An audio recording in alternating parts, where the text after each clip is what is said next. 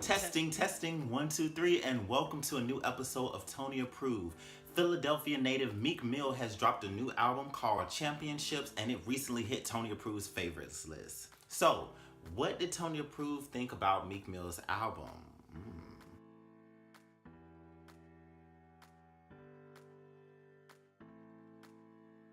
Well, for starters, I really like the title Championships. I think it covers where Meek Mills is in life right now very perfectly. I feel like when you think about championships, you think about tournaments, sports, competitions, and that's normally, when you get to the championship, is normally the final round of something or getting closer to the end. I feel like for Meek Mill, it shows his level in life. It shows that he's been the regular guy to the rapper that's in jail, to the advocate now for jail reform. Now he's in the championships of life. He's really being able to fight these battles for the people that support him and represent him. So I thought it was a suitable title. Plus, I thought it matched really nicely with the intro of the album, the I can feel it coming in the air tonight. That sample was so sickening.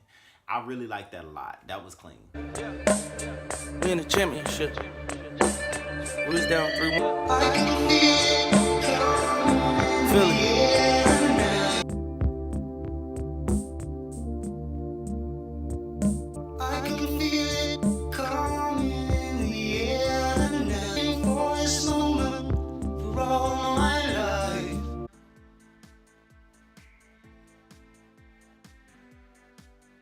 On this album, Meek Mill touches on a lot of different subjects, but it's a couple of subjects that, for me as a listener, it really sounds like he really drove home. One of them was the detailing out his struggles of him going through our broken justice system. Now, if you guys are unfamiliar with Meek Mills, which you would have to be living up on a rock not to really know what's going on with him, but Meek Mills was found in violation of his probation and sent to jail over popping a wheelie on a motorbike.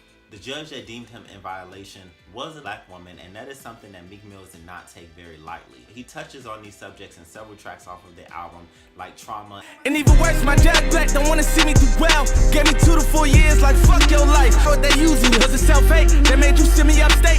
I really like the fact that Meek Mill is taking his jail struggle and putting it into his album. Not only is it smart, since he was getting a lot of this attention, but it really once again shows that he's a real artist. Real artists put their life in their music, and it sells because it connects with their audience. I like the fact that he's speaking so openly about how he really feels, especially as a man. He's giving you his emotions. Seeing this black woman sentence him made him feel like he hated his people. Seeing people around him who he supported and seemed like they really had his back, once he hit this struggle, they were nowhere to be found, or they were saying that he was washed up, or that he was never coming home, or he was never going to have any money. That's a lot of pain, and that's a lot of struggle. So for him to actually open up about that pain on the album, I really appreciated listening to that as a listener, and it made it more appealing. Not only is he tackling his struggles with jail, but he's also trying to be an inspiration as well on tracks like the leading track Championship. All the youngins in my hood popping perks now, getting high to get by, and I ain't current to preach.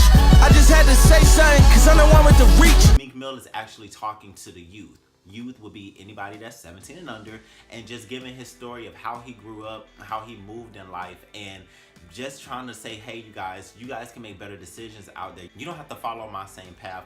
You can go out here, you can make something out of yourself. You can do more than life, than sell drugs, than be on the corner, than chasing women. You can really take everything that I've been through as a blueprint of how to be success and to move forward in your life. I personally think it's so important for us to make sure that we're nurturing the younger generation, because I mean, as a mature adult, it makes the most sense. If you get through a phase of your life and you are successful in it, you should be able to turn around and help somebody that you see younger than you that's trying to make it in life in whatever area you succeeded in as well. You should definitely reach back and help them. And that's what Meek Mill is doing through his music, and that's definitely great. He also has the underlining message of, nigga, stop trying to eat off your homie. Rule number 1, never count your homie pockets thinking you deserve it. Rule number 2, never trust a bitch that'll fuck you for some purses. With tracks like Cold Hearted, Meek Mill blatantly says, hey man, I'm out here working, putting in all of this work for my dreams, missing out on all of this time and opportunity with people, with my loved ones, to be a success, to be able to have my money, to be able to make it in life. Not for all of my friends around me to try to mooch off me because they're too lazy. And that's a big message for him to send to fans. You guys, if you're moving in life, you don't have no time for moochers or people that's just hanging around trying to wait until you get on so they can come on and be even more lazier and live off of your hard work. Absolutely not. Always surround yourself by people that's on your level, and always surround yourself by people that's trying to make something out of their life. Yes, sometimes you need to be inspired. Yes, sometimes you have to see other people doing something in order for you to get moving. Yes, sometimes you need them to help pull you up. But I'm talking about those people who bluntly absolutely does absolutely nothing, but then turn around and trying to eat off of somebody else's success. I like that message, and that's a scrub.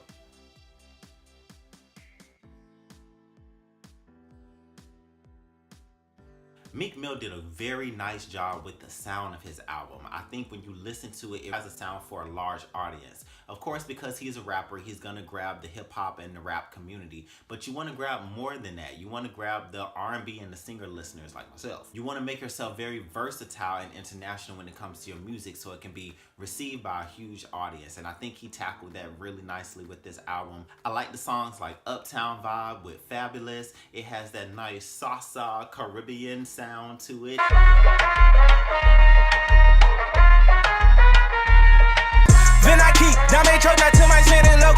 In the kitchen, whipping that dope up, you can smell. And it's like track 3, so it gives you the whole sound, so you get to go from the sample of I Can Feel It Coming in the Air to Trauma to the Uptown Vibes. That's a nice sound, especially introducing the album for the third track of the album.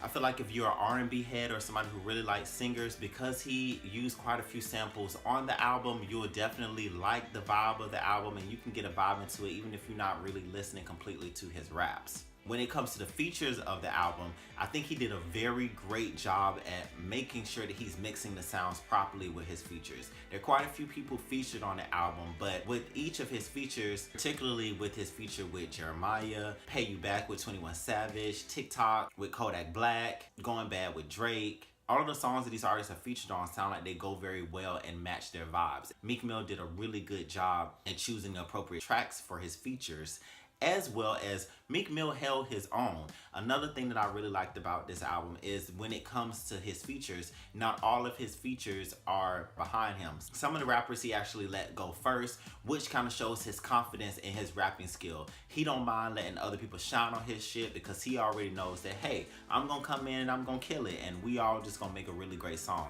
And I like that confidence, especially in artists and music. No crab mentality, no crab niggas, no crab. Of course, y'all know I was gonna talk about his song 24/7 with LMA because it features none other than the Queen Bee herself. Tell me how you want it, yeah. I'm talking about Monday, Tuesday, Wednesday, Thursday, Friday. All the ladies, if you feel me, help me sing it out. Oh, oh, oh, oh,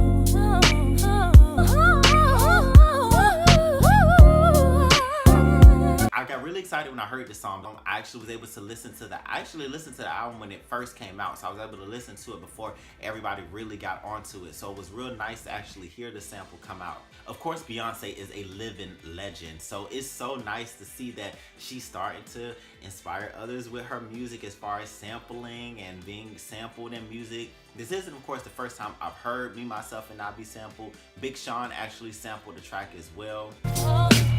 Hey, this is like one of my favorite Beyonce songs, man. What up, though? Put me down so we forever on the rise. Long as I got charged, never me, myself, and I. But Meek Mill did an excellent job at making sure that the sample was done properly. I like the fact he added LMA on there because I think her voice matches it. Like I said, all of the features on there, they sound like they go along with the tracks. Her voice sounds really nice on that track. It's a part on there where she actually got me a little bit confused, and I was like, I couldn't tell if it was her, if it was LMA or the sample, but that's definitely a clean track. I'm talking about a Monday, Tuesday, Wednesday, Thursday, Friday, Saturday. Of course, we got to see Meek Mill and Drake team back up. If you guys didn't catch it, I covered Meek in my top songs of 2018, Drake squashing the beef with Meek Mill last year. So to see them team up on this album was definitely no surprise. That song knocks. Weezy out here. Back home smoking legal. I got more slaps than the Beatles. Can't go, that's a Fendi. For real. She said, oh, you rich. It low-key sounds like it could have been Drake's song that he gave to Meek and actually Meek just jumped on. But I could be wrong. I don't want to make any speculations. Because it's possible that the track was originally Meek's and he actually invited Drake on there. Which, if he did, like I said, he was a genius with making sure that all of the feature sounds mashed well on the album.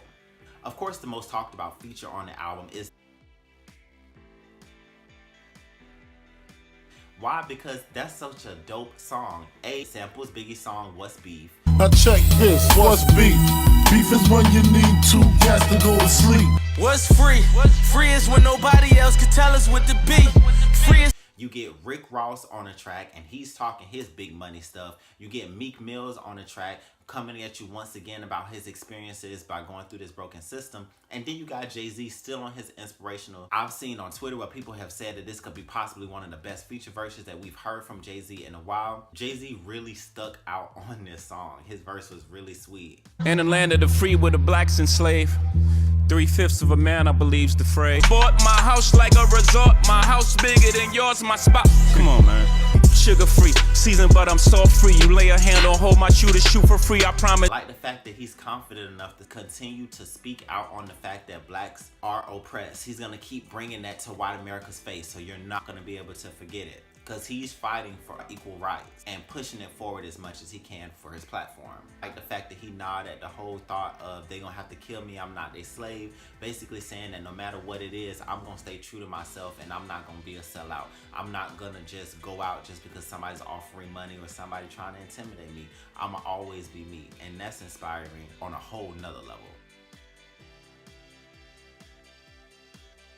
Of course, we can't leave this album without talking about the miniature shade that was kind of on the album, possibly towards Meek Mill's ex Nicki Minaj. Now, first of all, Meek has a song on the album featuring Cardi B, and let's not get it twisted. On Me is one of the hottest songs on the album. For me personally, y'all already know I love Cardi B. I'll probably listen to that song the most. Cardi came through talking her boss junk on that track. She did that. Like, that's one of my favorite verses. Yeah, I bought my money, bring yours out. Red Lamborghini with the doors out. I've been hardworking and humble, but believe me, I heard of the mumble. Look, I'm just gonna weave it a love. Burn into bundles. Bitches is miserable, they are so typical. Hating is cheap, not my material. I do not fuck with your vibe, no. I am a big boss, bitch. I seen a bitch trying to switch sides, then hop back trying to dick ride, but I don't really worry about these hoes. I really like that song. That knocks. Cardi came through, man. Cardi came through. And then towards the end, it has the little echoes up. Bitch trying to switch sides. I was like, yes. They came. Cardi and Meek came on that track. And Meek held his own. Not to mention the track Almost Slipped, which some have rumored to be a little bit of a jab at Nicki Minaj because, of course, in the song, Meek Mills is saying that he almost slipped and fell for a thotty, someone who was sleeping around with a lot of people that his homeboy warned him about. And of course, it's very known that Rick Ross warned him about trying to move forward with Nicki Minaj, and it's a possibility that Nicki might be a little bit more sexually fluid behind the scenes. But of course, we don't know that for sure. Those are just rumors, but they're playing on it in the song. So for you to have Cardi B, Drake, Almost Slips, and low-key have Jay-Z and a Beyonce sample on your album, Meek Mill is definitely letting it be known. Everybody that you on the team with and cool with, trust me, they down with me too. Of course, Stuck in Your Ways is gonna have to get a shout out because that's one of my favorite tracks off of the album as well. Meek Mill is talking his boss stuff. I like that track. It's one of them tracks that makes you want to kind of when it gets to the hook. Ooh, yeah, I'm living legend, I swerve in that label like I'm in a pack. Ooh, yeah, I get what I want. If shorty a Betty, I hit for the front. She got a fatty, I hit for the back. That shit. And there's no features on there, and it's like almost at the very end of the album. So for it to still stick out, great job. Overall, I think Championships is an amazing album. Meek Mill definitely delivered, especially with this weight. His fans was waiting for him to get out of jail to go ahead and drop some fire. The hip hop and culture was waiting for him to drop some fire. Tony Approved was waiting for him to drop some fire, and he definitely delivered. This album, I would give it a 4.5 out of 5 stars. The only reason why I wouldn't say it's a 5-star is because there are couple of tracks on the album that I feel might possibly be filler tracks once all of the hype dies down. But the album is still Tony approved. It's still a really great album, and I could be eating my words, and it really is. It's a 5-star album, don't get me wrong, but for me, on a personal level, I just give it 4.5 only because two of the tracks could have went. But what did you guys think? That's also important as well. I need you guys to make sure you blow my comments up.